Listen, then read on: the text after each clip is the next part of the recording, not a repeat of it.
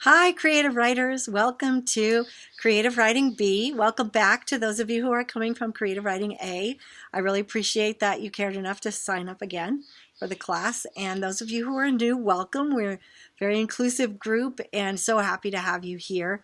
I feel like the group we had last time was just so dynamic and supportive and creative, and it's an important quality to have in a creative writing class that I don't know how it can be beat, but I'm looking forward to seeing what you guys are like as a group. I'm putting my notes up here so I remember what it is I want to say to you. Sorry about the sunshine coming in kind of speckled there. Okay, so welcome. And I want to remind you about the things that you will be doing this week. You're going to log into Canvas. Obviously, you're already here, you're watching this video every week, and I want to just talk to you about the format of the class if you're new. So there's a quick video like this at the beginning of each week, and you just answer the quick question. It just exposes you to the ideas for the week. And then there's an online assignment that you'll do where you read the prompt. It asks you to do something that stretches you as a writer. And so you do that. You click reply and then write your response to the post, which is writing your own creative story, or it depends on the assignment. They're all different. And then you click post reply, and then once you do that, you'll see the classmate responses come up, and you read through those and you comment on 2 of them. And your comments, this is really important. We're running this class as a writer's workshop, and so your comments should be very specific and detailed, helping the writer understand how you responded as a writer yourself, as a reader, as a listener, as a viewer, in that way. What did you think of the writing? Because you're just one responder, but each individual response is really important to that author to know how to grow as a writer, to know what was understood, what was missed, what was confusing, what was funny. Those kinds of things really help writers to grow. And I hope that the comments that you get back on your writing will help you to grow also. So that's how the class works. And then on the side, you're also keeping a paper journal. Sometimes people ask, well, can't I keep the journal online? It's easier for me to type.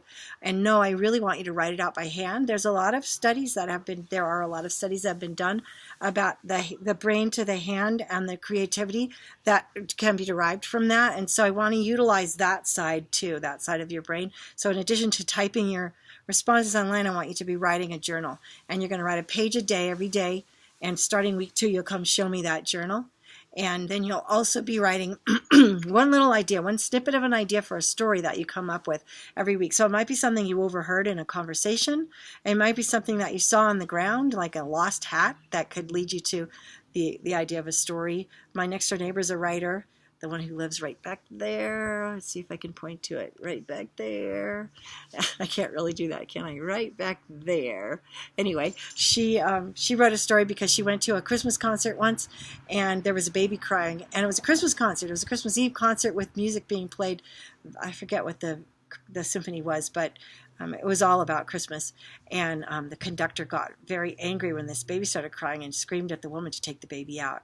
And that led my friend to write a whole story about that, about the idea of love on Christmas and the truth that entails, that kind of thing. And so there was a story idea because she went to this concert and this one little thing happened that led her to a story. It might be a quote that you read. It might be just an idea that pops into your head. Sometimes that happens. It might be a news story that you think. I once read a news story about some people that were on a bus tour, and they realized that someone was missing, and so they told everybody, we have to look for this one passenger. We're missing a passenger.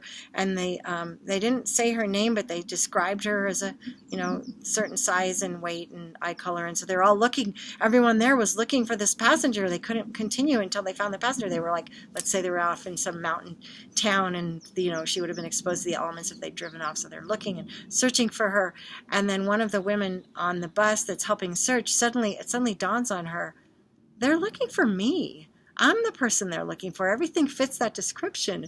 And this is a true story I read in the newspaper, and I thought that would be a great part of maybe a novel or something. Because how would you feel if you realize that everyone's looking for you? That might make you feel good, but it might also make you feel stupid, and maybe also that you were so insignificant that they didn't realize you were there. And there's so much to it. So that would be a story idea. I don't have to write the whole story down, just the missing girl on the bus. You know, that would cue me into what I'm talking about. So that's the other thing you're going to do in your journal. 1 page of writing and 1 story idea. I ask you to put the pages in the front of the journal and the story ideas in the back, because to me it builds a bank for you. And if you're returning, you can continue with the same journal. Just continue on labeling each page as you write it and each story idea. And your story ideas can, you can fit a couple days worth of story ideas on 1 page, or maybe even more than that on 1 page. So don't waste paper for my purposes. Okay, so that's the journal. There's instructions for that online in the journal instructions assignment, and they're also on the paper that I gave you, or will give you if you didn't get one yet. Oh, sorry, I'm looking down. I'm opening my phone back up for my notes here. It's on that paper too. So and then ask me if you need any help with how to do the journal. So that's the format of the class. The 3 things basically we're doing is the video at the beginning of the week, the prompt online that you write and respond to, and the journal that you'll be keeping. And so I'm hoping that works well for you. It worked well last quarter, and I've taught this class about 3 years now, and it's worked well each quarter. So I'm really excited to be doing this with this group now. So this week, the writing prompt is to introduce yourself. And I ask you to think about your voice as a writer. I can think of one particular student from last quarter who wrote in a certain way that if I had blindly just scrolled through the answers without looking at the names, I would definitely know which one was his, because he had a very comical and unique voice that was, he looked at things from a really unique perspective, never the obvious way. And that's not something that's my forte, but this writer had that certain voice, and it was very clear. It was a very clear voice. And so that's what I'm asking you to think about, is what's your voice? I think I write a lot depending on the character and the dialogue of the characters. And the characters themselves are kind of usually, the main character when I write is an observer who fades into the background. So I would say I write with kind of a diffident voice, a first-person narrator who's not the main character necessarily, and if she is, she's an observant main character who's watching the action of the other characters as more important than her own action. So I would say that's diffident. That's not real confident. That's the opposite of diffident. So I think I kind of write with a diffident voice. Maybe that's something I need to work on, or maybe that's a good thing. I'm not sure. Yeah, so think about it. What is your voice as a writer, and what makes that voice important to you? You can think of it in terms of music too, if you're ever having a hard time grasping this idea. Think about an artist that you hear for the first time on the radio, and they really stand out to you. And then every time you hear them after that with a new song, you think, oh, that's this certain group, because I recognize their style. Their way of writing music, and the lyrics that they write about maybe are often similar.